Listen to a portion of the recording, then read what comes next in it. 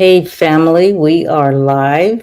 Um, so I think that I may be soloing it and I may have a surprise co host for you tonight, but Mona may or may not be on this evening, but we have an absolutely great show for you tonight. As usual, we've been really looking at some neat and I won't say unusual gifts, but gifts that typically we don't think about around Christmas time. Well, we have with us tonight a fabulous, another artist, not artist, I'm an artist, another author that I've been wanting you guys to meet for a few months now. So we've got something fun and warm for you today. You know how the holidays bring out that little craving comfort, a good story, maybe even a little romance. Well, tonight we're sitting down with Tampa's very own Addy Du Lac. I'm hoping that I'm saying that right.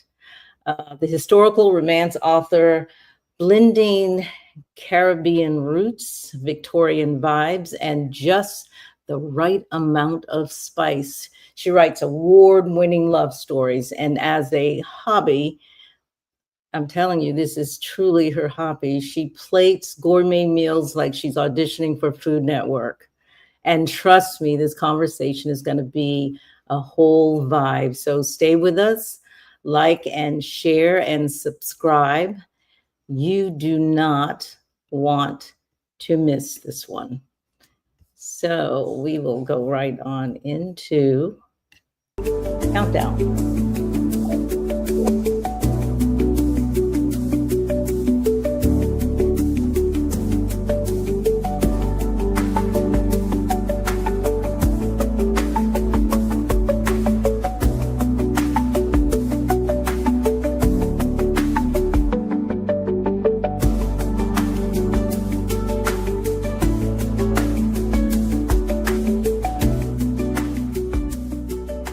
To the Black Independent, where we speak truth to power, unapologetically.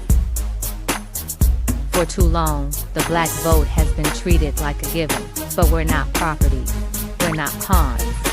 We are the descendants of those who built this nation, and now we're demanding tangibles, not tokenism, because the era of blind loyalty is over. This is the Black Independent. Let's get to work. Well, so everybody, welcome back to WABI, or We Are Black Independents. I am Jeannette, and my co-host normally, as I mentioned before, is Mona. And today, though, we're going to be so excited about the guest today. So we're bringing you a holiday episode that feels like a warm blanket, a good cup of cocoa, and a dash of cinnamon, all at the same time. So today, the treat, we're going to head into the season when folks are stuffing stockings, lighting candles, and maybe looking for a little escape from the day-to-day chaos. And we wanted to bring you someone whose writing does exactly that. Oh, yes, guys. She's one of our own right here in Tampa Bay. We're thrilled to welcome Addy Du Lac. I keep wanted to say La Duc, but Du Lac. And Addy, when you come on, please tell me if I'm saying that right. She's a rising star in historical romance, a proud Trinidad and Tobago born storyteller, and a USF graduate with a double major. I think it's a double major in history and creative writing. Her novels, you guys, are full of historical detail, diverse characters, interracial love stories, and those steamy, satisfying endings her readers love. And when I say her readers love, I'm talking about, yes, Miss Patterson. She has read at least one of the novels that I'm aware of. So Addy has carved out a lane for Black women and mixed race women, and really women of all kinds, and Caribbean women in a genre that has historically overlooked us. So if you haven't seen her Facebook page, visit it. It's truly exciting. It's got a lot of really great information about her. You'll also know one thing: she's a gourmet cooking. Well, I won't say it's her hobby, because I think she said she's got to get back to those moments where she gets to cook. So it is her hobby. So we'll talk to her a little bit about that. This woman writes steamy romance by the day and plates restaurant level meals at night. I mean, really, can you do that? So sit back and enjoy. We're going to talk writing, inspiration, her characters, her Caribbean roots, her kitchen magic, and of course, which Addy Du Lac book belongs in your Christmas stocking. So sit back, relax, and enjoy this conversation. This is our holiday gift to you: a little joy, a little laughter, and a little piece of let's see, what do I want to call it? A little piece of joy. So we're going to add Addy to the stage. Hi, Addy. And hi. And, I'm going to need some help. So Mona is not here, as I mentioned before. And my dear good friend, my trusty friend, who all I have to do, she said, is say, hey, can you be here? And she is there. And so you guys have met Ursula a couple of times before, but we're going to add Ursula to the stage as well. And we're going to have a good conversation tonight. Hi, Ursula. Good. Hello, I can't wait. This is an interesting genre for me, and hearing it directly from an author that's really doing it up. Okay, so your job tonight is to co-host with me. So Addy, we're so glad you're here. For listeners who are meeting you for the first time, how do you introduce yourself? With assistance. I'm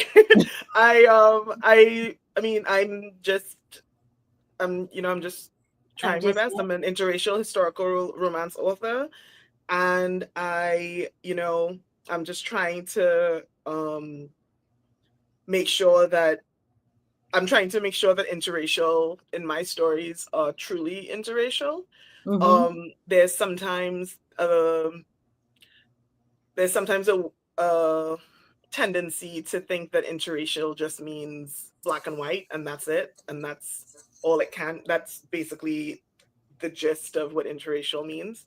Mm-hmm. And for me, growing up in Trinidad, but I mean, all over the world, this is true, but growing up in Trinidad in particular, for me, interracial meant literally everybody. It meant every creed and race. It meant every religion. It meant all of it. So that's what I try to bring to my books, my stories.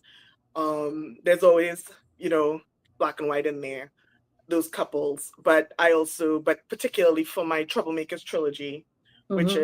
which are the 3 books that came out this year, which was an odyssey, let me tell you. But for those, it started off with, I have Chinese protagonists, I have South Asian protagonists, and I have a Caribbean heiress as well. So along with, Hold on. That is so rich. And I love the fact that it's a great read for everybody. Yeah.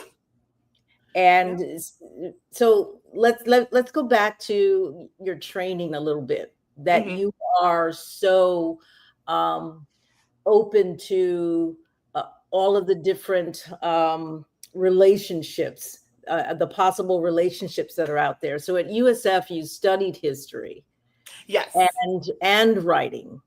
When did you realize you could merge those 2 passions into a writing career?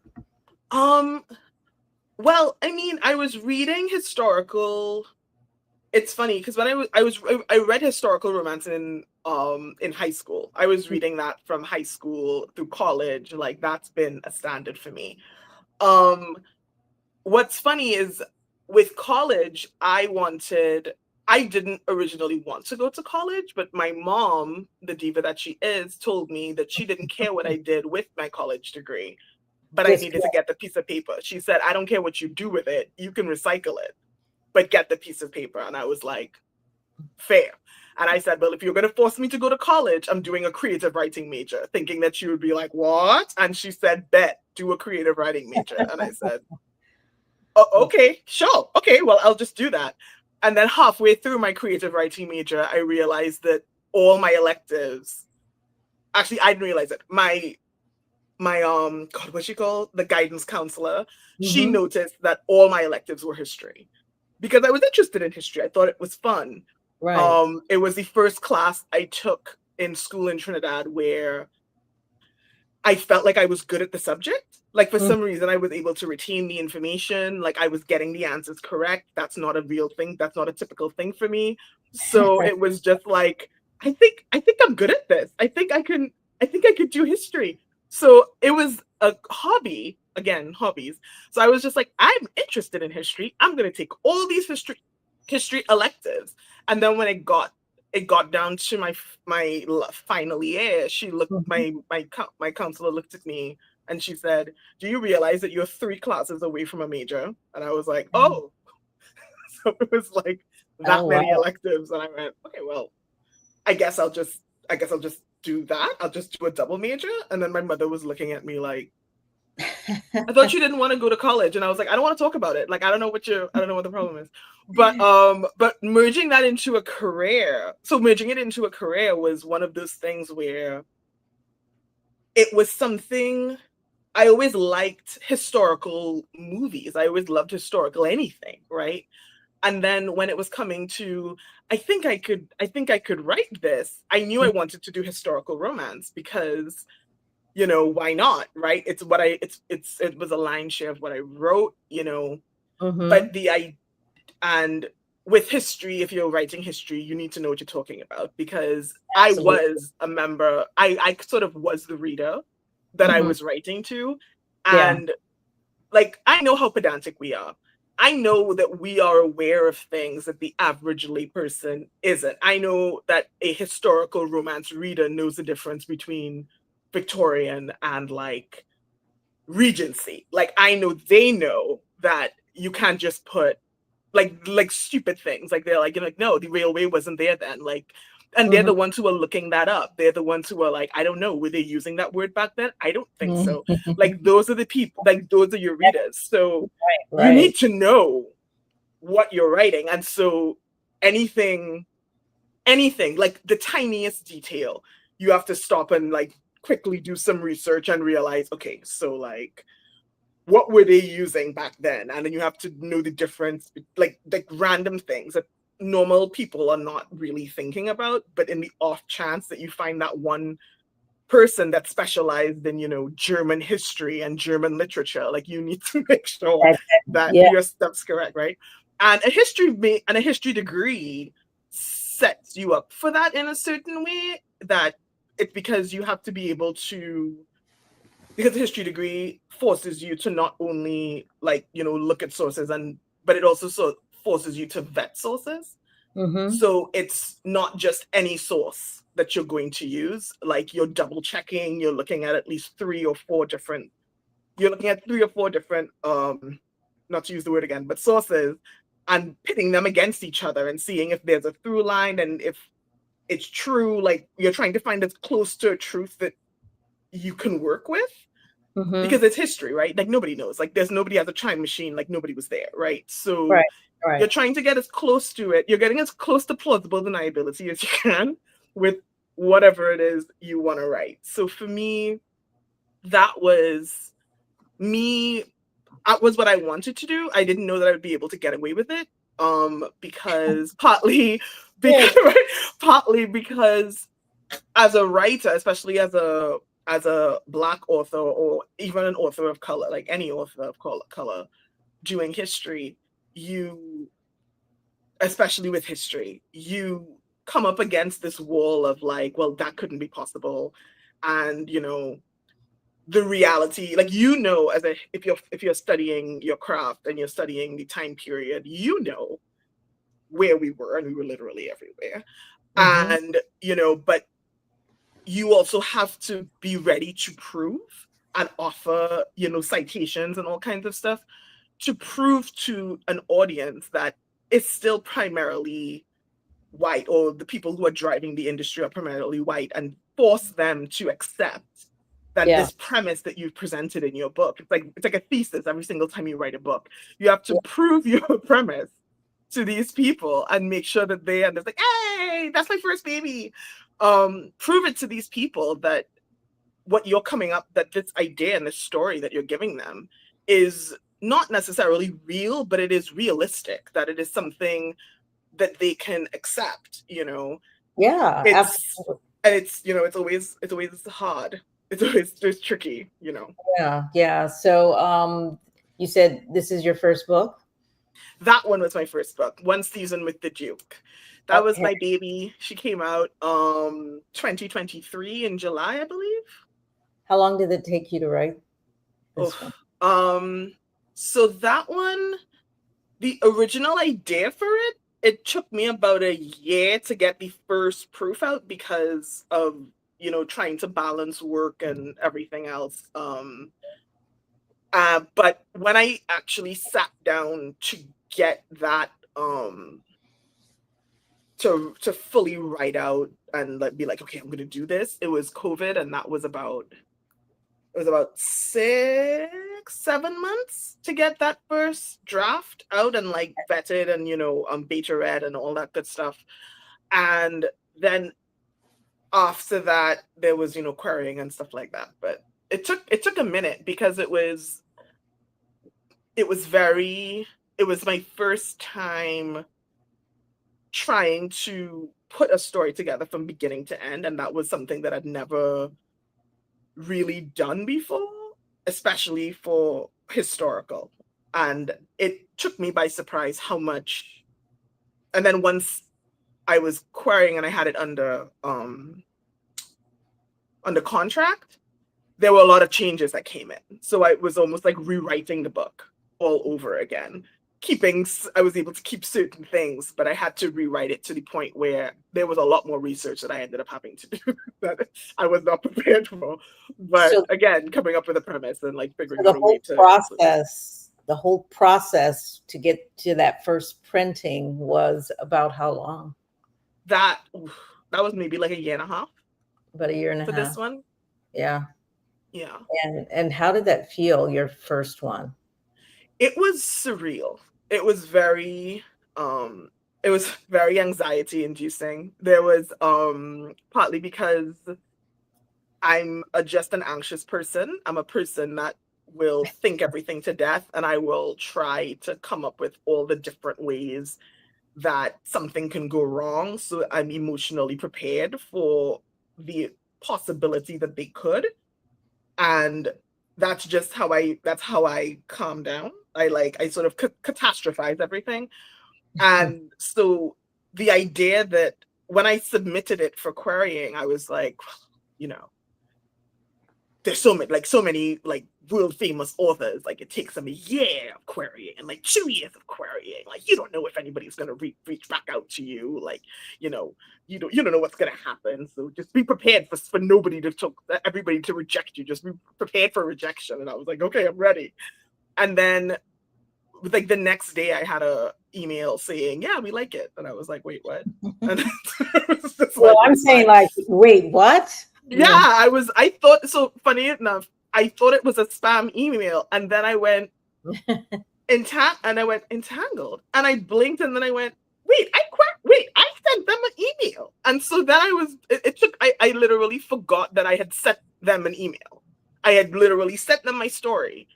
And within a day, they had responded and they were like, yes, we like it. We would like to use it. We need to work on this. How much of the story did you send them? It was the whole thing.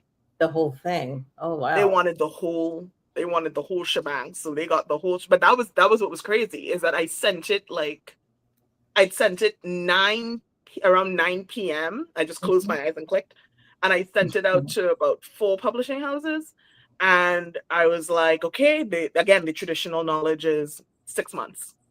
You got like 6 months or 6 to 8 months minimum for the publishers to reach back out to you. If they reach back out to you, sometimes they leave you in the void. You never hear from them again.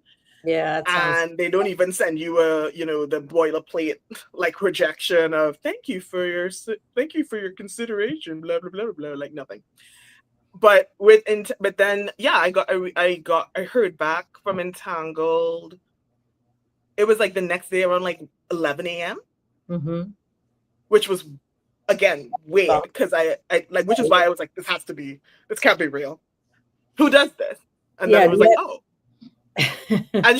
and what was funny is that the editor was like, I stayed up all night reading your book because I couldn't put it down. And I was and at first I went, that's spam. And then I went, wait, no, I actually reached out to them though. Yeah. So that was the moment where I was like, oh wait, maybe it's not so bad. And then it's just fighting I was fighting imposter syndrome the whole way through, because all I was thinking is it's not that good. Maybe it's everything that you're told as an author, especially as a Black author or an author of color, where they're just trying to meet a quota, like you're not that good. They're just trying to tick a box. They're just trying to, it can't be genuine interest in you and your work. It has to be something else, right? That is classic imposter syndrome. Oh yeah. And I have that. I mean, I'm a Virgo. I got that in droves. I'm ready, right? I'm always ready with that. But I was just thinking, like, that's what I was thinking. Because I was, again, me catastrophizing, because I'm like, what if nobody cares? And what if nobody finds my book? What does it mean? And it's just like, I don't know. I have to find a way to explain this that doesn't make it about I have to find a way to disappoint myself early. And then I was talking to a friend, and they were just like, you think publishers like to lose money or something? And I was just like, well, when you put it like that, I mean, now it sounds stupid. And he was just like, I mean, like, he's like, I don't want to say it, but there's a reason it sounds that way. Like nobody has money like that to like pour into somebody that they don't care about. Like this is real life. Yeah, that's so very true. They can't just feel sorry for you. And Ursula, yes, how unusual is that? Because I don't feel that happens often with people that write books. Well, her story is unique. I mean, I've not heard it done quite that way. I've heard more people being rejected than anything. Right. With mine being a small press, I would think that it happens more often with someone like me than, say, a large press.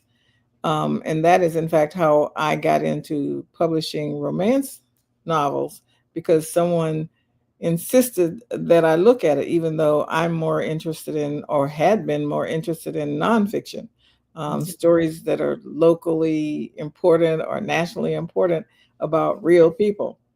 But I have to tell you, there are a number of things that you've said tonight that I've just kind of like wanted to jump in, but I figured it would be too many times, so I just stayed quiet. But when you were talking about historical fiction, my appreciation for it, even though I have been involved with it since childhood, not understanding exactly what I was, experiencing, came when I was in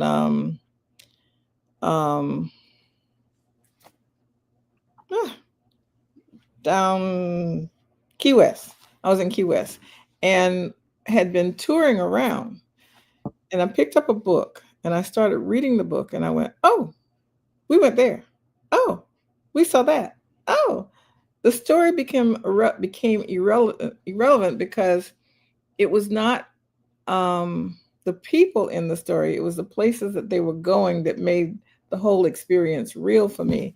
And that's when I understood that you can teach history by creating characters on top of it. And I know that sounds crazy as a realization, but until I experienced that, I was taking it for granted. And now I realize how important it is. And I have an author too, when you were talking about the research, there is one of my authors had a Negro League baseball player as a father. And she wrote that story, but because she was not there when her mother and her father were doing what they did, she couldn't exactly tell, word for word what happened. So she fictionalized it, but she had to do a lot of research to find out what exactly was going on during those times when he was in the league. And then another book, she had Indian chiefs as a part of her family. So she had to go back and find out about that and make it authentic, because she couldn't just say this happened and may have gotten it wrong based on oral. So she went back and actually did the research, went to interview people, the archives, the whole bit. So it's rather fascinating to hear what you're going through. Yeah, it's always it is true that, especially as when you're trying to put a spotlight on a time and perhaps like an experience or a framing of an experience that is not typical. I don't know, I'm not going to say that it's never been done before, right? But it's definitely not typical, right? But it takes, it's always tricky to walk the line between giving enough information that people are like, the world is clear and, the experience is clear, and then sort of postulating and sort of, getting on a soapbox and like preaching to people where they're like, yo, I came here for sex. Like, what's going on? Like, I don't understand. Like, this is a romance novel. Where's the romance? Where's the rest of it? Where's the steam, right? And so it's always tricky to balance between creating the world, or trying to recreate to a certain degree this world that these people are living in, that's based in this historical fact or this historical setting, right? And then trying to humanize them by sort of doing a series of hypotheses of like, this is probably how they would feel, this is probably what it would be like, this is probably some of the stuff that they were facing, and this is my idea of how I would like to think they dealt with it, right? And trying to get as many versions of that on a page it's and of course it can't just be a throwaway thing, right? Like, I like when it's the historical facts, so you can't have too many historical so touch points in there, because it needs to be sort of germane to the plot and the characters themselves, right? So it's always, look who's here.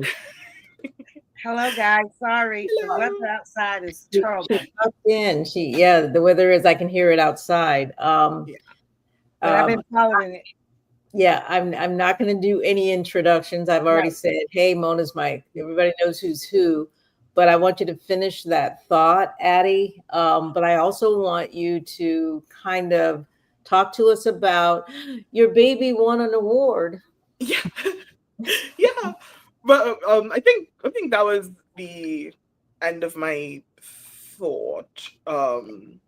Partly because I can't remember where I was going to end it. But let's just say I ended it there. Like, it was just, it's tricky to do that sort of tightrope, but it's important to making sure that your story feels, that your romance novel feels like a romance novel that just makes people think about it differently. And like, that's where you want the focus to be. You want the focus to still be on the romance. You want the focus to still be on the historical, but it's sort of like romance, like in order of importance, right? You have the romance plot, the history, and the race and all the rest of it is part of that history part. But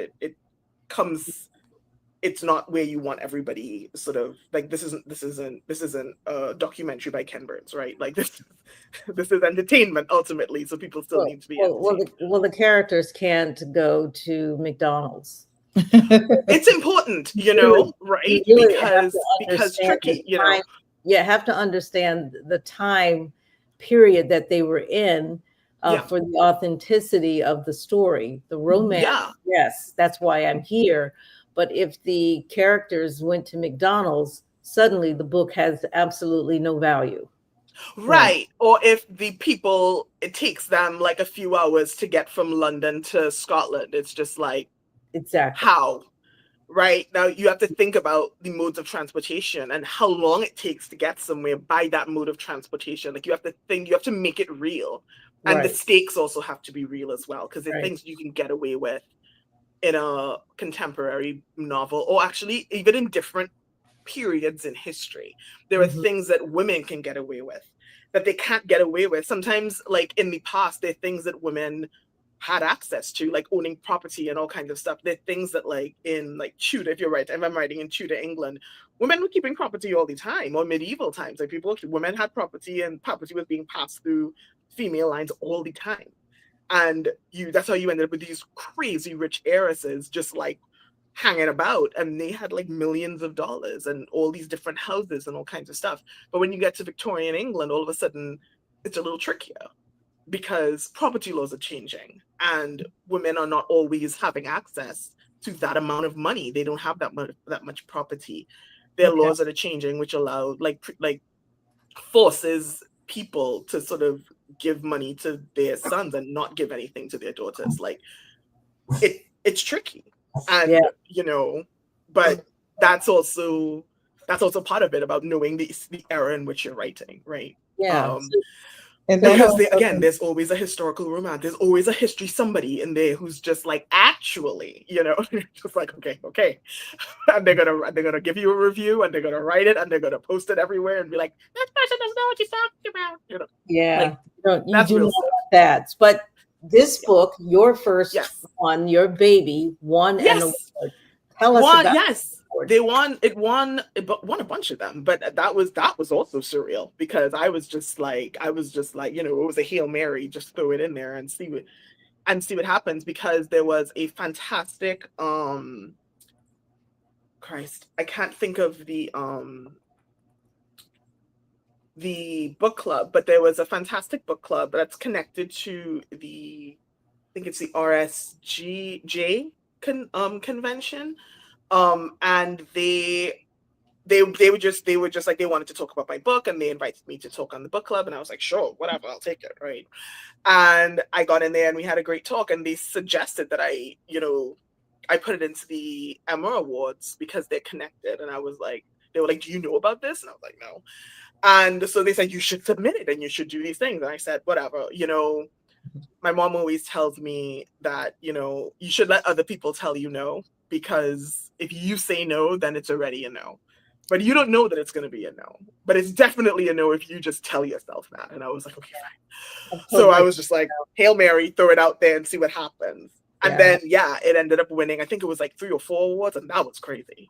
Yeah, Book of the Year. That's pretty awesome. Yeah, but I was just so grateful that because I think these were the judged categories, so as opposed to the other ones, which was based on like readers or like fans like voting. Yeah. They liked it, I guess. So it went well, So that's always that was fun. Yeah. Let me ask again, just to be clear.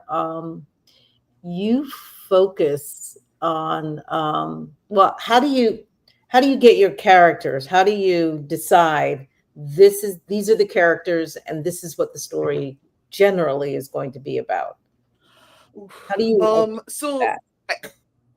I tend to start out, with the exception of most of the time I start off with like a premise, like an idea that I really like. All right. And do you start with, this is going to be an interracial relationship? Is that the essence of what it is that you're writing about, or not? I mean, how much not really.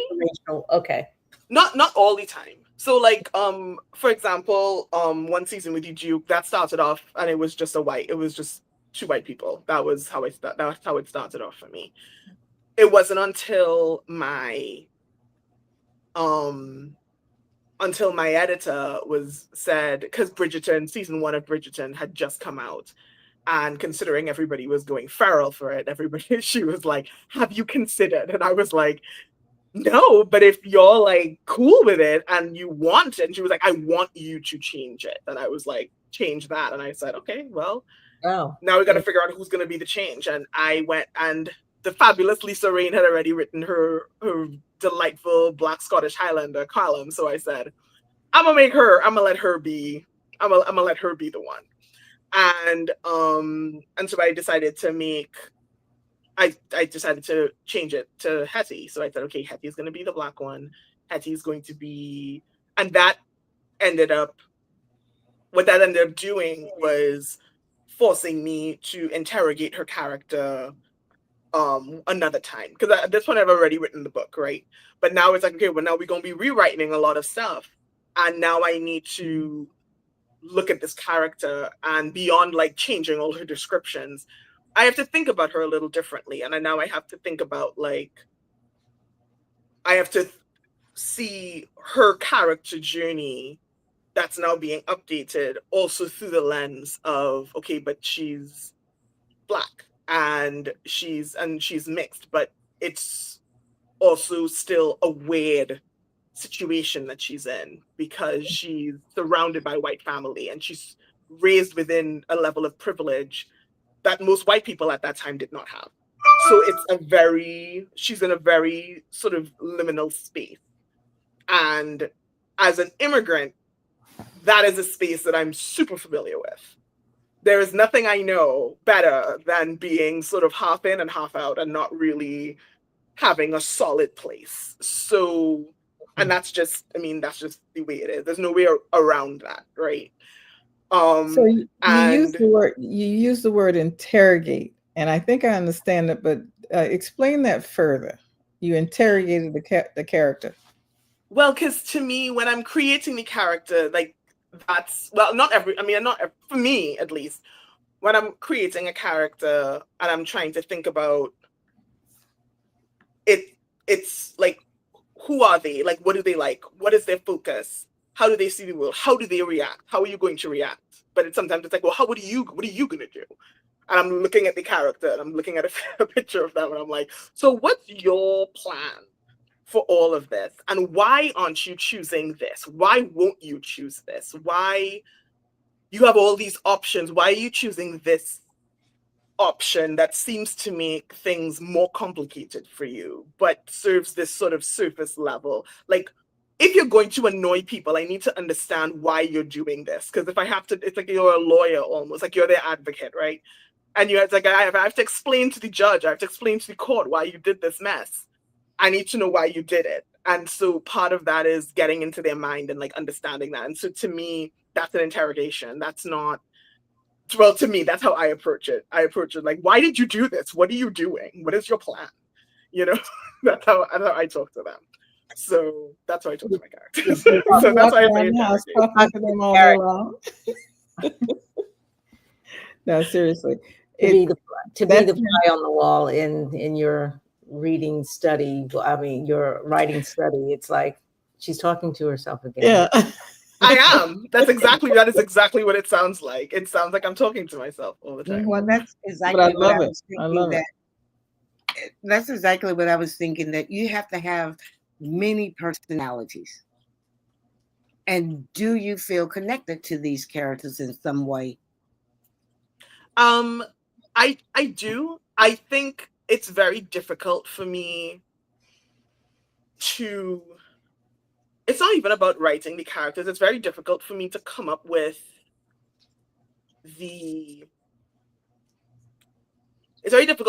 plot points if I don't understand the characters, because I don't understand what they're going to do. Right. So I need to know how they would react in a situation in order for me to write what they're about to do. If I don't, anytime I get, for me particularly, when I end up with like writer's block, if I end up stuck somewhere, 9 times out of 10, it is, I have a blind spot about a character that just became a problem because I need to know this something, I need to interrogate a specific aspect in order to figure out, okay, this is how they're going to react. So this is how it needs to go. Which is why I think a lot of readers find my books to be more character driven, not necessarily like plot driven, because there are things where they would say like, that doesn't make sense that she, like, why wouldn't she just do this? This would be an easier, like, plot wise, it would make sense for her to do this because of all these things. And I'm like, yeah, but the plot is not what's driving this. She is not going, like, a plot would have that do that. Yeah, sure, great, that's fine. But she is not going to do that. And she's not going to do that because she has like abandonment issues out the wazoo. Like, of course, she's not going to do like the obvious logical choice. Like, she didn't have therapy. She's going to react out of fear of losing something or of being left behind. So she's going to make illogical choices, and you're just going to have to buckle up and deal with it. And this is me as the author, like talking to readers, right? Like, you just get away with it. So many romance readers say they feel seen for the first time in your books. So when I hear a statement like that, it's telling me you're writing a little bit more realistic instead of fantasy. Yeah. How intentional are you in that representation? I'm very intentional. There's nothing, in the sense that I don't see interracial historical romance or interracial historical fiction as fantasy. It's not fantastical to me. Right. It's just real. It's just what happened.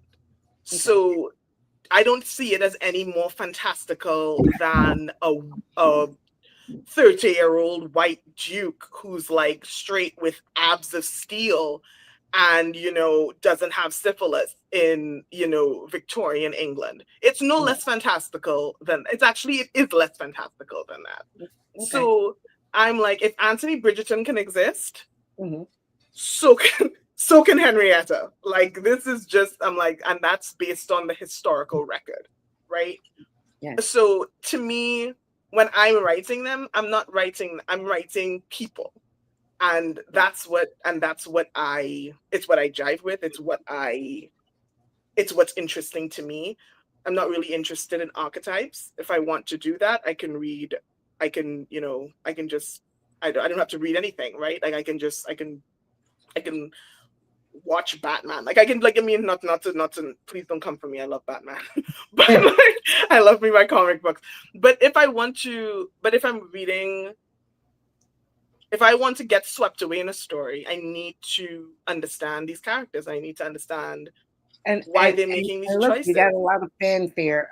People are really appreciating that because they're actually saying that they see themselves in your story. So that's a good thing.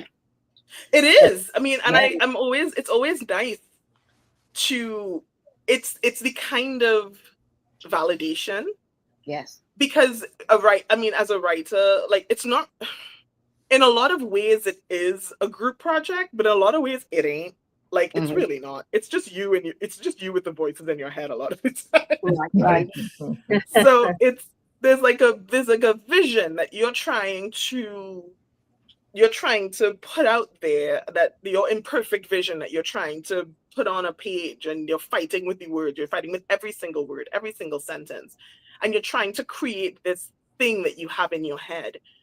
And it's a feeling that I feel is important. It's something that I feel like, I'm like, but I feel like people would want to know this, but it's also because that's what I want, right? Like, I want to write it. That's what I feel is important.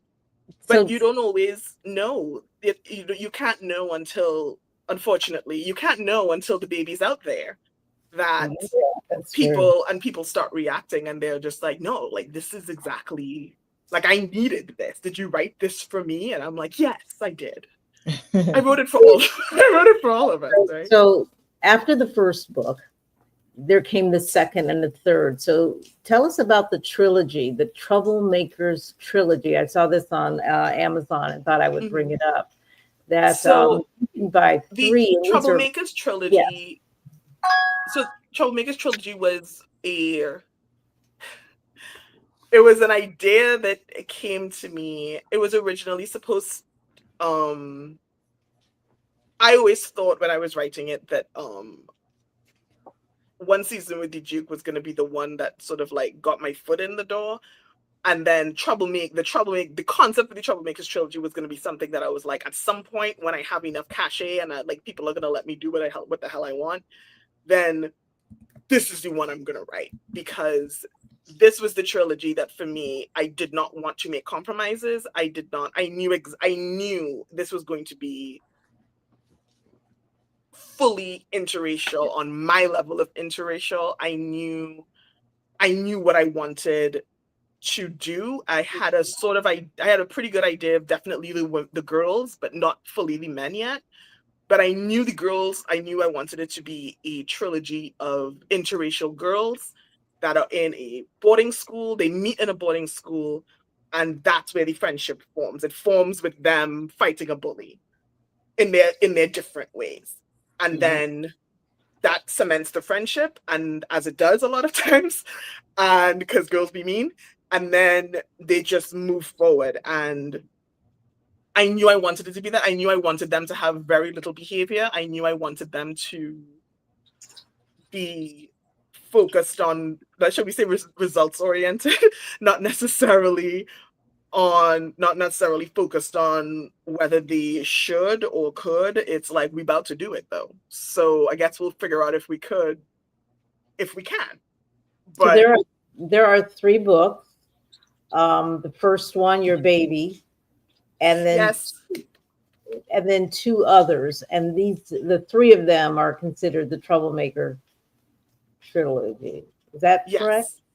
Okay. Yes. So yeah, the first one is Miss Thornfield's Daring Bargain, and that focuses on Ada and Basil.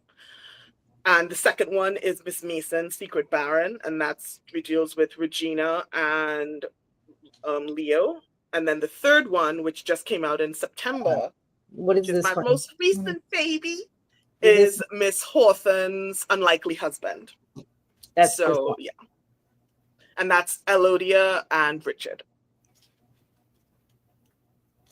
Okay, that's a great looking cover. It is. Jeanette, Ursula, have you guys read any of these? This is my introduction to her tonight. I'm thrilled. I can't wait. Yeah, I'm not a big romance.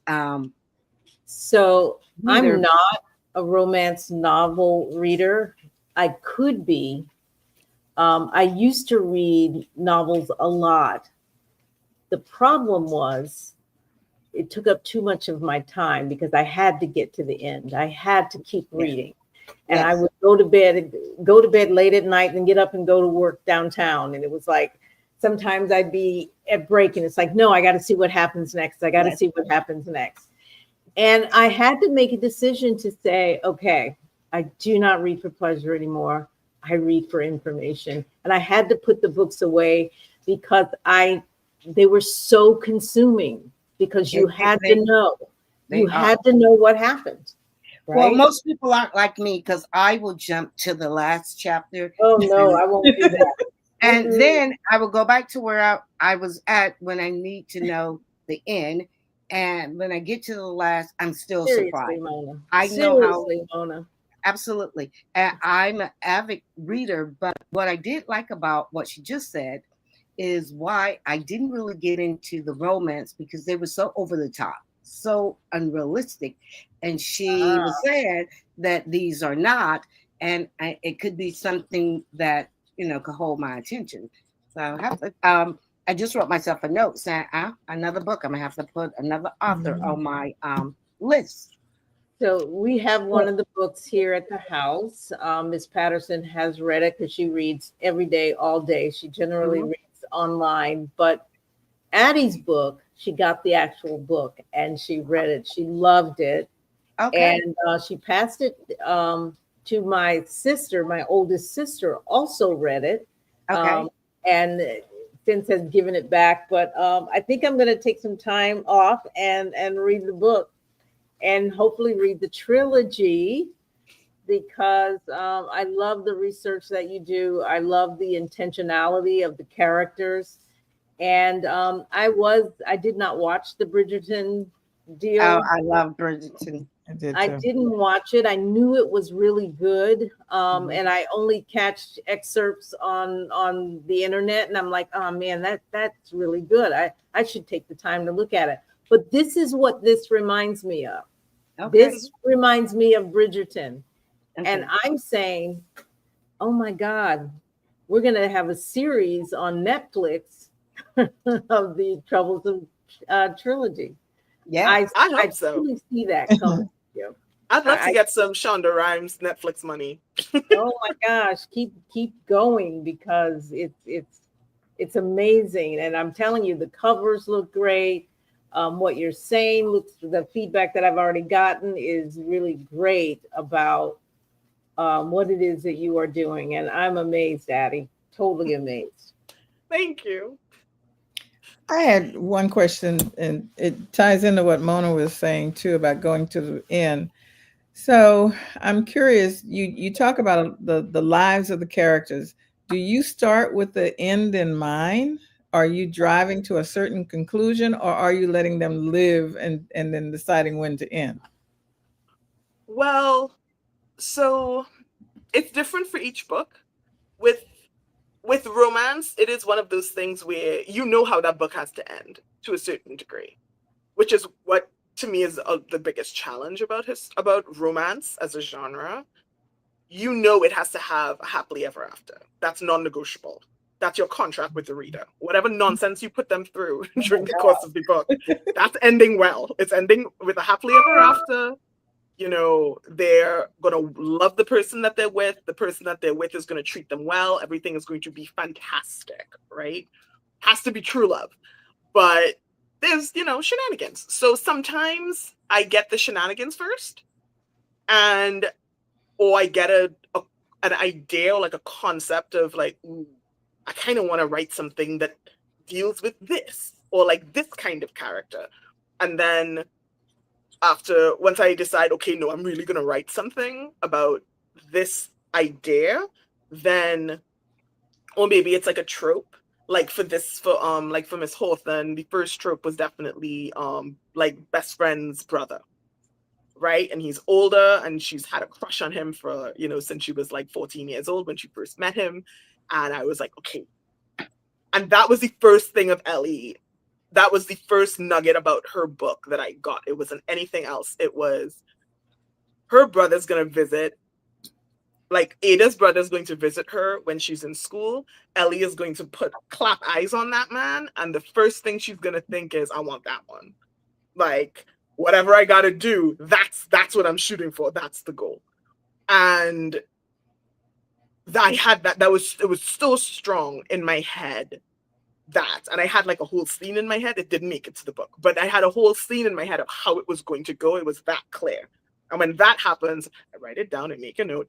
And then I'm like, okay, at some point I'm going to get back to this. And with other ones, it's sort of like I know where it's like I have an idea of where it's going to end, but it like different things show up at first. But when you say driving towards the end, like sometimes I'll be mostly time for me, I'm about halfway through a novel when I go, okay, this is what I want the epilogue to be. This is where I want to leave readers with them. This is the spot where and for me, a lot of times it's because I have to get at least halfway through their journey to figure out, weirdly, like sometimes what the theme of the novel is. What are their what are the characters' points of similarity, and what is the most important thing for those two characters in order for them to end up with a happily ever after? Like, what is going to take for them to reach a happily ever after? Because and it's different for each person. Like each character is individually, but particularly as a couple. Because to me, the epilogue is about, okay, so a couple's happily ever after is different to the female protagonist happily ever after. Like, what point do they have to reach where people can be like, okay. Do all of your books end happily ever after? And my second question would be, okay, perfect. When you're doing time period, how do you do your research? Some of it is I mean, a lot of it is just, it's looking, I sort of start off, I do the rough, I know that I'm going to lose my historian card, but I start off with Wikipedia just as like a quick rough idea. And then when I see a concept that I want to dig more into, then I go away from Wikipedia because it can't really be trusted. Then I go, and then I dig deeper into, okay, it's more, I use Wikipedia sort of like, is this a premise that can work? And if it's like, maybe, I'm like, okay, well, let's interrogate that. Now we're asking questions, right? So now we're going to interrogate it and see, like, is this real? Is this a thing that really happened? And go to more trusted sources. But there's so much information on the internet. Sometimes you really do have to just be like, find things that are reputable ones. So but there's a lot of historical, there's a lot of, I can't think of the word, but there's a lot of research, and there's a lot of interest in, especially when it comes to the Caribbean, when it comes to different, and like the connection between sort of like, sometimes it's colonialism, sometimes it's specifically slavery, sometimes it's after slavery, especially in the Caribbean. Like, what are the changes? How did that transition go? Where were, like, what was grown there? Where were the, like that kind of stuff? What was the makeup? What was the racial makeup? There's so much, it's so interesting. And so sometimes you get stuck in you end up in like a hole, and you're just like, I went way down this rabbit hole, way further than I needed to. I just needed to know what they were growing in Trinidad. That was all I needed to know. Was it cotton? Was it sugarcane? Like, what was the focus here? Was it tobacco? It could have been anything. And then you're just sort of like, oh, and now all of a sudden you ended up like looking up other stuff. Yeah. I think when I first started reading younger is where I heard the expression, reading takes you all around the world. And I'm just thinking now that we have to be able to trust you guys' research and the accuracy of the places you're describing to us. Yeah. So it's not as easy as one think just to write a novel. Yeah, I would be all over the place. Yeah, I mean, like, especially not a historical one, because the problem is a lot of the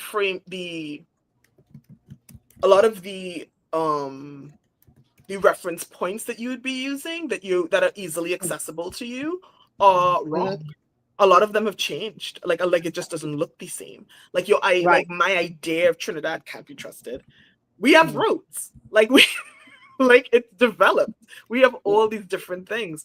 And Trinidad in 1830s, I have no concept of what that would be outside of the fact that there's probably more greenery. There's probably more bugs. I don't know what it would be like, but it's that kind of, and like, I think a lot of, which is I feel low-key why a lot of historical romance, it ends up in England and like London specifically. And it's specifically because London is a city that was, it was created in like Roman times, but like the medieval London, like the tiny streets and like all the randomness, it has stayed that way all the way to like they may be now streets change, right? And like there's development and stuff like that, but a lot of and of course the city grew, obviously. But if you're talking about like Tudor stuff and you're going all the way up, going up to like Victorian, they were like, they're great, like the London fires. They're like, how many great fires in London? But when they were rebuilding, they rebuilt it exactly the way it was before, because they tried to upgrade it, and people were like, absolutely not. I want my little half-leaning plot of land. That's exactly what I want. It's shaped a little bit like, like a sort of like a drunk rectangle, and that's what I want. I want my drunk rectangle back. I'm gonna build my house on that drunk rectangle. And people didn't want better streets. better set up streets. They didn't want any of that nonsense. They wanted it right back the way it started, which is why you still have this weird, it's like weirdly unstructured. Whereas Paris, if you're trying to do Paris in like the Tudor times, good luck, right? Because it got restructured, like it's different. You don't have that problem in London. So when you're trying to find like maps and reference, okay, what the hell did this thing look like? And can I still find this street? Like the kind of information that you need. It's just, I feel like it's a lot easier for people to wrap their brain around London. And it's a lot easier for people to find that research because they know that, again, some person is going to be in the corner talking about like, technically that district was not used for that kind of like, and you're just like, oh God, please. Like, it was just a throwaway reference. Please let me know. I think that's what you do, Mona, is when you pick up a book and you want to know the authenticity, you look for the references, what people have written about it, or the reviews, excuse me. And you're going to have that so-called expert out there who is ready to challenge whatever may or may not be in the book. And that's true for television series that you might watch in terms of authenticity. And it's one of the reasons that they give awards at the Emmys for period pieces and whatever else. How well did the creators create exactly what was happening at that time? So I certainly can appreciate the type of or level of research that you need to do for the pieces. It must take a lot of time. It must take a lot of time. So what do you do in those hours where you're not researching and writing and creating these wonderful works? Oh God. I'm trying to stop myself from crafting another one because I'm trying to force myself to slow down. Like in the sense of like allow myself to rest because I'll just keep churning and I'll burn out and then it'll be a problem. So when I'm trying to force myself to not think about a story or creating another story, I end up watching, it's either cooking, which I'll get to, but I also watch a lot of like Asian dramas. So I watch a lot of Chinese dramas, I watch a lot of Korean dramas, I watch some Bollywood. I catch up on like TV shows like that I was not, any like media that I was not paying attention to because I had to focus so strongly on what I was, my project. That's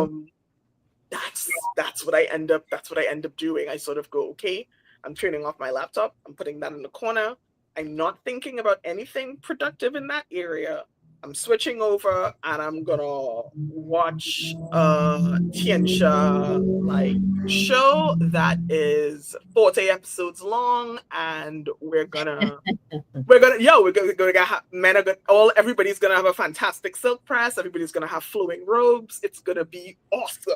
And that is what I do. I allow myself to get swept away by somebody else's genius for a second.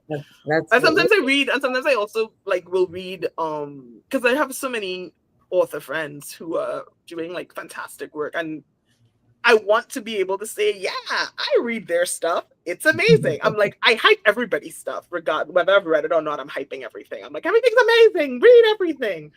But then I'm like, I actually did buy the book and I actually did want to read it. But I never had, you don't have time, and it's really horrible. It's not great to read, especially when they're writing historical romance. You don't want to read their book while you're writing your own, because that's how bleed over happens, and you don't want that. You want to just read their book, enjoy it on vacation, on the beach, where it was meant to be enjoyed, and then put it away, do something else, and then create your own thing. So you're not creating anything right now. I am. I did start. So technically my break ended. So I had Dragon Blade reached out to me and they said that they wanted me to actually continue the TroubleMakers. They wanted me to do like, and I was like, can I do like spin-offs? Because I don't want to change the covers. I want them to stay the TroubleMakers trilogy. And they were like, yeah. So I'm working on 3 additional novels that are in that world. and draw on some characters that were sort of side characters that you got into a little bit, but some of them not a lot. And I was like, and there were a couple where I was like, I really want to do something with them, but I wasn't sure when I was going to be able to get to their books. But John and Blake gave me the answer. They said, "Can you give us 3 more in this world?" And I was like, "I got it." Well, that's really great. So, so this is your full-time thing, writing? No, I have I work for my part-time. Well, not my part-time. My other day job is I work for Centene. So I work in the marketing department, and we send out prospect facing marketing materials for insurance, for government insurance. Sounds less interesting, but way less interesting. All right, so I know that you went to Steamy LitCon, Yes. and that seemed to be really great. And that's when you came back into my world of when you were flying back and your experiences in the airport. But I was like, wow, she's God, that was funny. Yeah, Yes. She's writing seriously. But at the same time, I also know you from your dabbling in the kitchen with gourmet meals. That I thought was going to be the direction that you really went in, but it seems that's your hobby. I mean, it is. Like, the thing is, it's when this is the problem. I'm so indecisive. Like, I never know what I want to focus on. It's like a small period of time, and I'm just like, am I going to do cooking? Am I going to do K-dramas? Like, what am I going to do? Everything is taking up time, and I have to sleep at some point in time. So it's like, what am I going to do? I have so many options. But funnily enough, I am working on making mascarpone cheese because my friends and I are doing we're doing a sort of like a movie night, like a Brendan Fraser thing, and we're supposed to be making like an Italian food of choice, and I am making tiramisu. So I don't buy mascarpone cheese because once I figured out how easy it was to make it, I didn't want to waste money spending $5 a tub of for 8 ounces of mascarpone cheese when I can buy with that same $8. I can just buy 2 quarts of heavy cream and just make it myself. So that's what I'm doing, but it does take more time. So I'm currently making mascarpone cheese from scratch so that I can make a tiramisu for that little friend thing, and we're going to be exchanging gifts and stuff. So have you produced a cookbook? Come again? Have you produced a cookbook? I have not. Okay. I have not. The problem is because, like a true Caribbean person, I don't write down recipes. I have to. I just like the joke. We just sprinkle until the ancestors say that's enough, child. A pinch of this and a pinch of that. Yeah, it's a smidge. It's like yes. See. I don't like every time they're like, how do you see? Like, what do you use? I'm like, you season to taste. Whatever the hell you have in your cupboard, whatever tastes good, put that in the pot and then stop. Yeah. Don't overcook it. That's it. So, but I do have a lot of family members who are very they get annoyed because I cook something and they'll be like, "This is delicious. How did you make that?" And I'm just like, I don't know. I just did a thing. I don't like people like that either because I'm not a cook, but I could cook anything if I have the recipe. But I need you to be able to tell me 1 cup of this, 2 cups of this, and so on. I mean, yeah. I mean, every and I try to give Ashley a bottle every year, but I make puncha creme for my family every single year.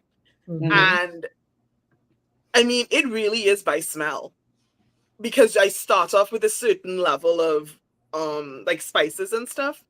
And I keep track up until that point. And then after a while, I'm just like, I need a little shake more, but I'm not adjusting the initial measurement that I put in there. So I'm just like, yo, it's this and a smidge. Like, I don't know what to tell you. Like, just season it until it smells right. And that's what I do with my puncha creme. I literally just keep adding spices. And sometimes I'll get halfway through and it smells good, but I'm like, it's not smelling correct. I'm missing something.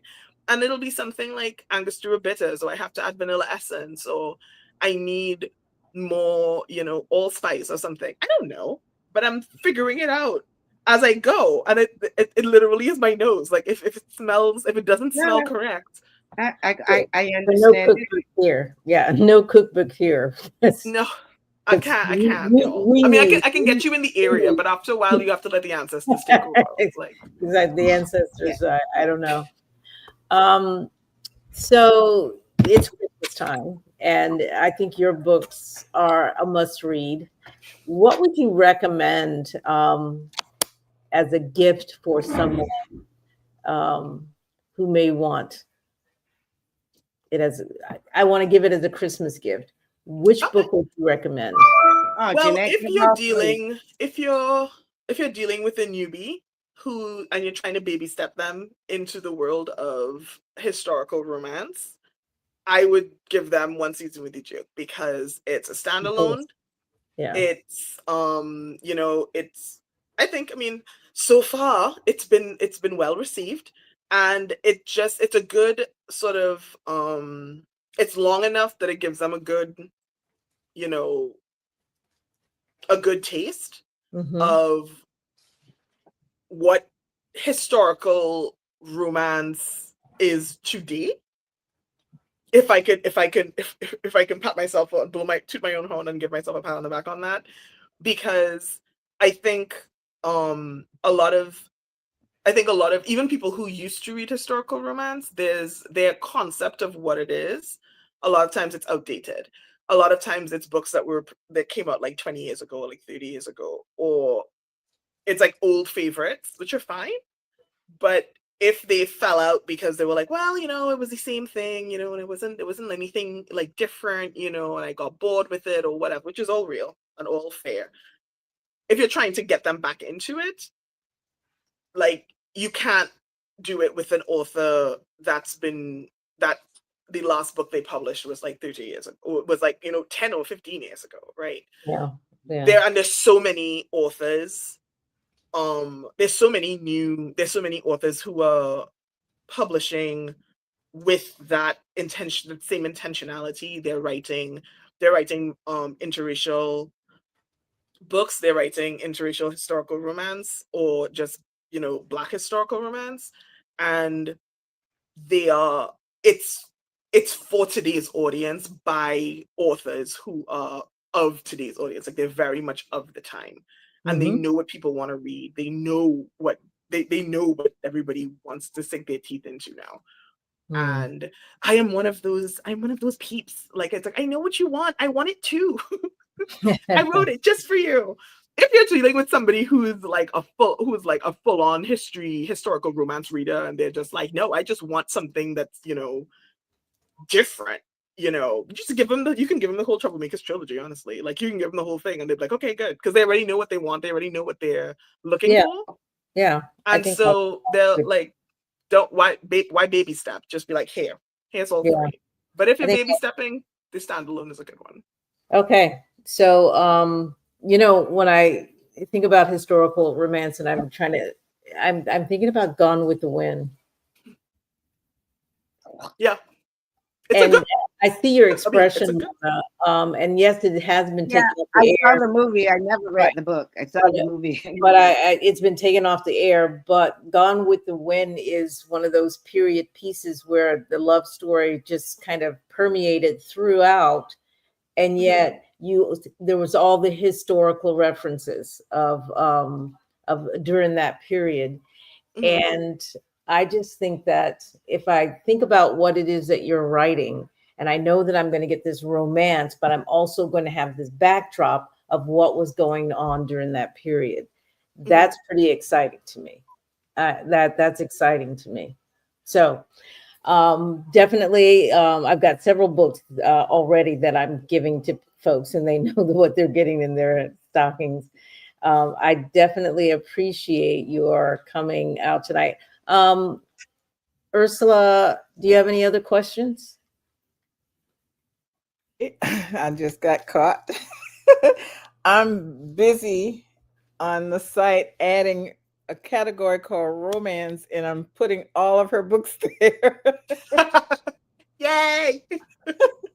I think that's really great, and there's probably a lot of activities that you do, and here's where I'm going to give a plug for a book signing.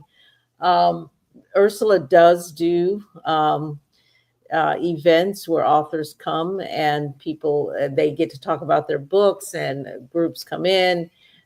Ursula, you can talk about that. I think this may be a great opportunity to introduce Addy. I would love to do that. Just had a book signing this past Sunday with one of the authors whose book is called Love and Me, and it was really well received. Have another one coming up on the 28th called Rolling Stone, and this is where at a person's funeral they find out that there are multiple siblings that they were not aware of, and they're discovering themselves. So was a Rolling Yeah, Stone? so hearing these backstories like what you've been telling, whew, I can just imagine what you're like in person when the cameras are not rolling. Yes. Oh, I can just Without a time constraint, I can gab all day. love it. So yeah, But yeah, that'd be fantastic. I love doing in-person events. Mm-hmm. Clearly. So you have my contact, or you can get it from Jeannette, or Yeah, I'll send it to her. okay. Yeah. So Addy, 2026, Yes. what can we expect? What's coming up? Oof. I know that you got 20 this new series. Yes, that one I'm still waiting to get confirmation on the release date, but fingers crossed. God, Lord willing and the creek don't rise. I'll be able to get book one out in the winter of 2026. Well, I say book one, but it's really like book 4 technically. If it's a continuation. Yeah. But so that one is going to be sometime in winter 2026, and then the second one is going to be spring, third one is going to be summer, and that's going to be spring and summer 2027. And I also have a marriage of convenience collaboration that I'm involved with, where it's going to be a bunch of fantastic authors that are writing. Each of us are going to be writing a marriage of convenience book, and since that is my catnip, I love me some marriage of convenience. It's like one of my favorite tropes ever. I am going to be writing one in there, and that one does come out 2027. I'm not sure where my release is yet, but it's there. But 2026 is mostly going to be, I'm going to be doing some a little bit of in-person stuff, some signings here or there. I have a couple in I have one in DC. I have one in actually Orlando. What am I talking about? I have one in January in Orlando. Mhm. But I'm gonna be pulling back a little with my in-person because I have to be writing this new series, right? I'm gonna be writing and trying to work as well. So that's what's happening 2026. 2026 is I gave myself a sort of a break for a good chunk of 2025 where it was just like promotion and stuff. Yeah. And 2026 it's like, okay, I'm writing again. When are these commissioned types of so new trilogy? You mean the appearances? Yeah. No. The actual books. They are. When you say commissioned, what do you mean? Well, if I want you to write this series of books, am I paying you to write the books, and you have to get them out within a certain time frame? Okay. Being deadlines. So for the TroubleMakers ones, when we say under contract, it means that yes, I have a contract with a publishing house, because all of these are published, traditionally published. Okay. So my publishing, all of these are with a publishing house. You get them under I mean, you don't really get an advance. It's more you have a contract in which your release dates and your submission dates are in, and you have to meet the terms of that contract. And when you sell, that's when you get. Got it. You hope to get some royalties out of this. But the standalone Marriage of Convenience one, that one is going to be independently published. It's going to be that one's part of a series, and even that one's not really commissioned. It's more it's really just like if you buy it, then if they buy it, then I get money. But it's going to be different to the other ones because I think I get to keep a bigger chunk of the proceeds with the independently published ones. So one at this point in time, just the one. But that's gonna be kind of fun because I haven't done anything in independently published or self-published up until now. So, but I'm excited. I'm really excited for that one. I'm been brainstorming for a bit, like what the hell I'm gonna do. Yeah, you guys, Ursula, Addy, y'all need to get together and talk. There's a lot of good conversations there. Yeah, and there's a lot that I would like to ask her too. And I'm gonna go ahead and put it in your head, and we can talk later. But for instance, I have a stack of letters that I got that were 1890s to 1950s between two people that were dating, and then they ultimately got married, lived and died, and those letters came together. So I have both to and from love letters that it weaves in the histories of all of this as well. Like there are some things that they talk about that I had to go look up. And I often thought about making it into a historical romance, but obviously, really don't know how to do that. And so listening to you, what do you ever use real life materials like that? Not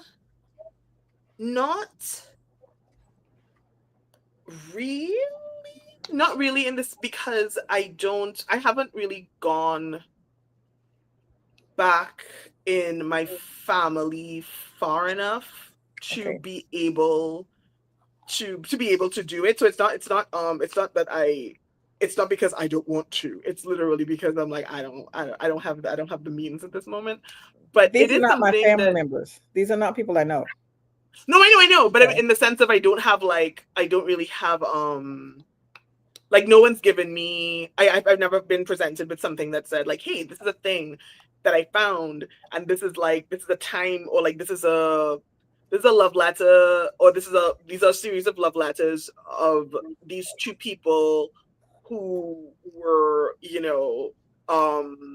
she was a mail order bride, which was a thing that was going on, and they communicated, and then she went over there, and apparently he didn't kill her, and everything was okay. I don't have any nobody's ever presented that kind of stuff to me. So I mean, it's not something I'm against. More like maybe a guy went off to the military, was writing love letters back home. Well, actually, they were two college people. One was in one city and another was they were in two different college towns. And they would meet periodically after they met the first time, and then they would write to each other. And they, on those letters, they actually had places where they circled and kissed. When the letter arrived, they would kiss the letter in that spot. So it's those kinds of things that would come from that. Very interesting. That is interesting. Well, ladies, I want to thank you guys so much for the conversation, and Mona, for you joining us. Yeah. I know that you had your family gathering tonight, and I appreciate your jumping right on. But Addy, your brilliance is amazing. Your creativity and the whole bringing the culture together historically. It's pretty amazing, and the warmth is also. So thank you very much for taking the time to share your craft with us tonight. Thank you. Did Abby give up all her information, how to buy the book, how to connect with? What are the different ways to get your book? I know Amazon, yes.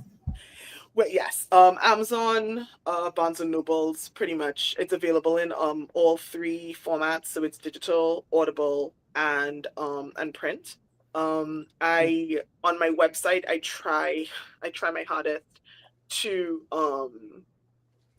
keep it my event section updated so that you guys know up and coming places where I'm going to be, especially if they're in Florida. You can stalk me on TikTok, Instagram, Facebook, all the usual suspects. Right. With And respect coming soon What's at your handler? Come again? Coming soon at Ursula's publishing. Yeah. Yeah, on the event section. I'll be like, whoop, whoop. So Absolutely.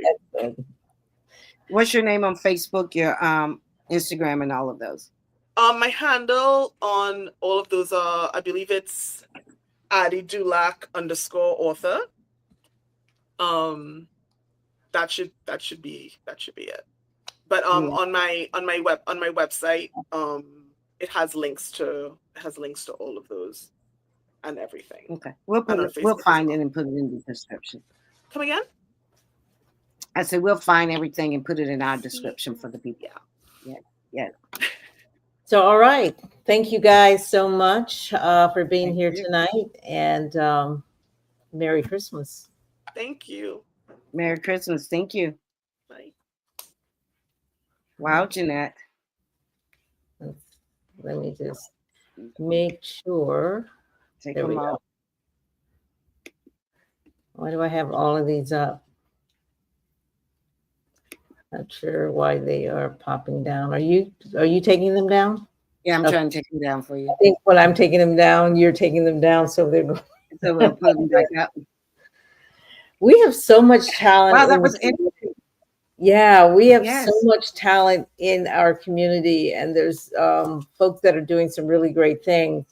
The Black community is enough.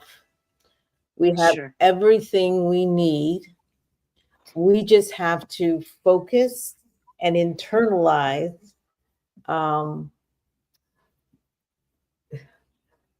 We have to know that this is where we need to spend our money, with each other.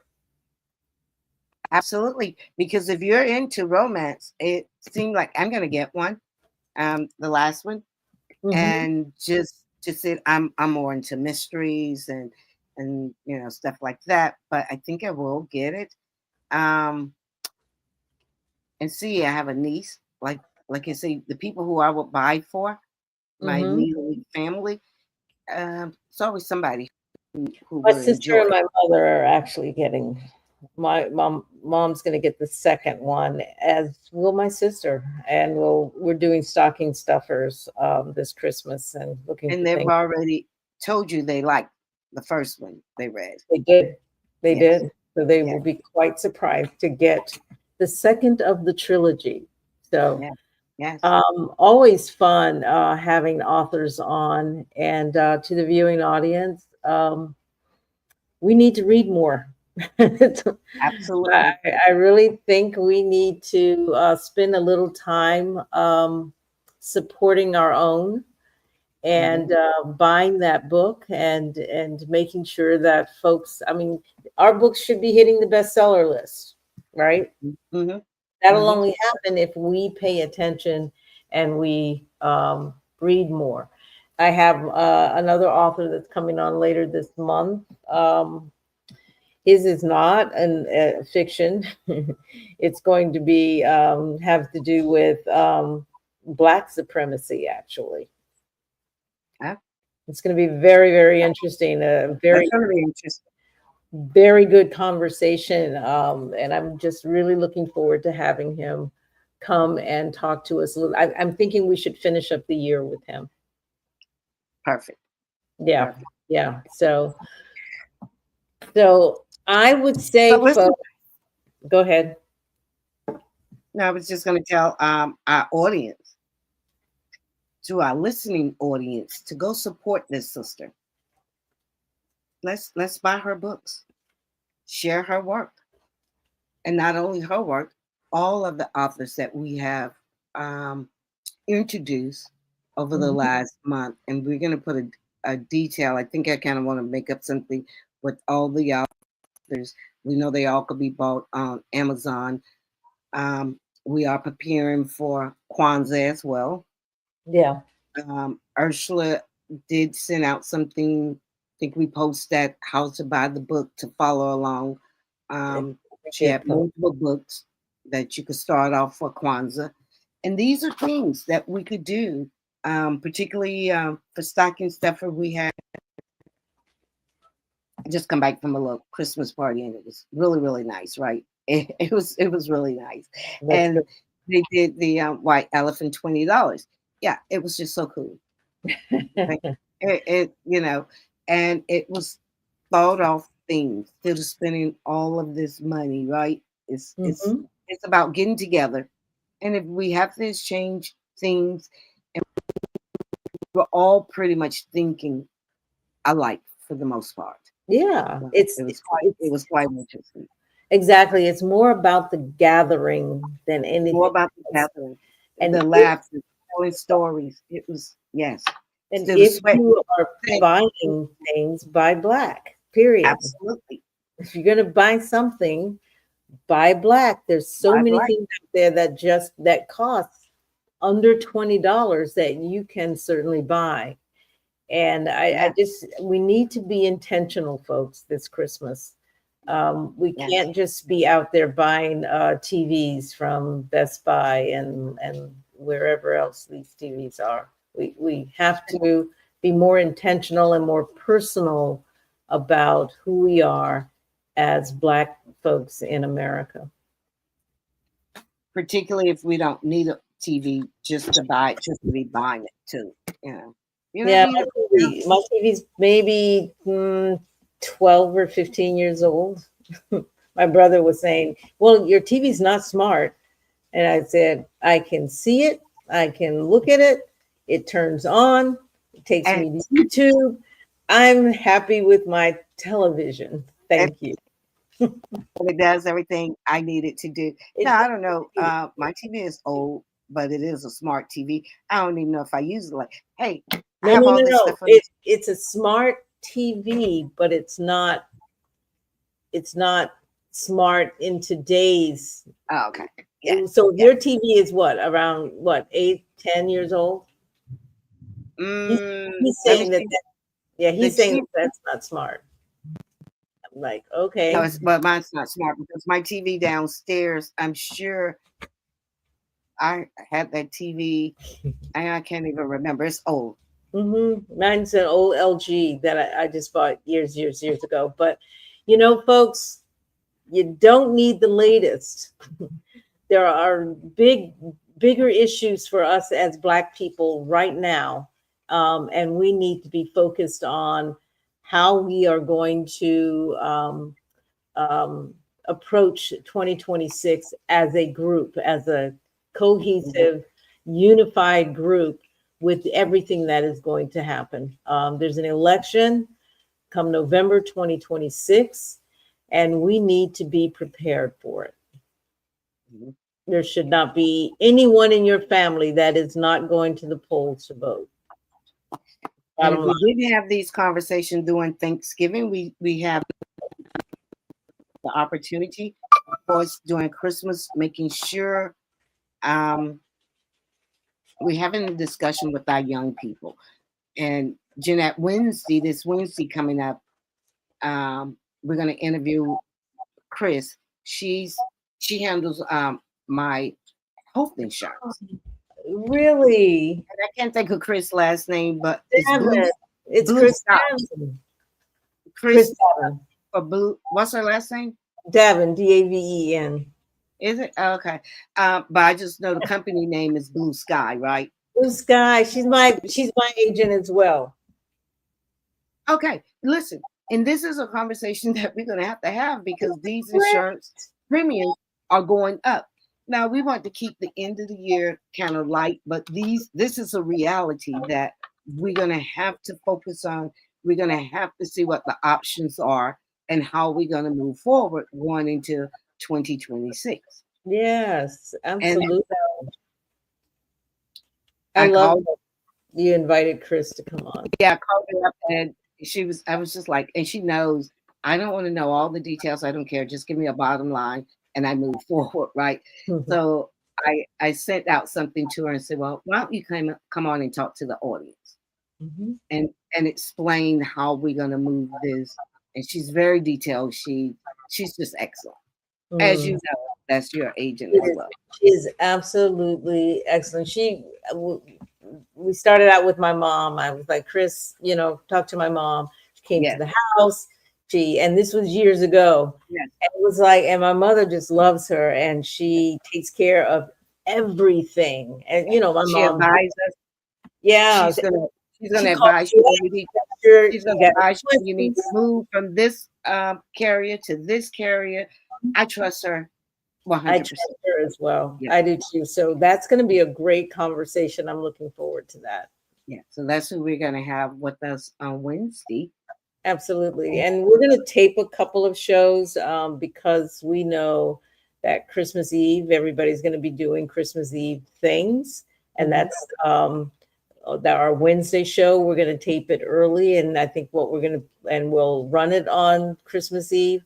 But we're going to have a visit from Santa Claus. So that's coming up. We've already, sent the message to Santa Claus and he's agreed to come on board. So I'm looking forward to that interview. I already talked about another author that we'll have shortly thereafter. And I think we have one other show that we're planning for. But New Year, we'll do a recap of all 30. So at that time, we should be at 41, 42. Yeah, we will be. Yeah, so we'll do a recap of all the shows, a recap of 2025. Okay, we'll do that. To 2026. That's New Year's Eve, right? That's New Year's Eve. Yeah.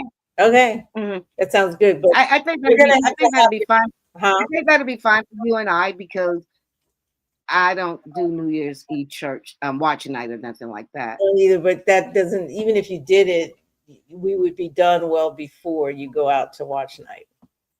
No, because our show start at 6. What time they church start? I don't usually go to watch night until around 10:30, 11 o'clock. Oh, okay. I mean, we used to go. I don't forget. If you're talking about 34th Street, that's what time I would show up around. My family would start gathering around 10:30, 11 o'clock. And then we would do breakfast the next morning. But we're not going to be doing that either. So we're going to do a countdown of our shows. So I think that's really good. A quick overview of shows. So family, thanks so much for viewing, joining us tonight. Do not forget to subscribe on our YouTube channel.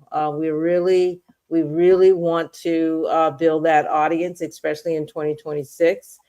Go to We Are Black Independence, not just Black Independence. It's We Are Black Independence.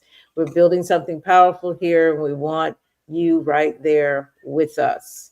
So see you next time on WABI. I love to say that. Yes. Thanks for coming up with that. I'm gonna have to create WABI shirts.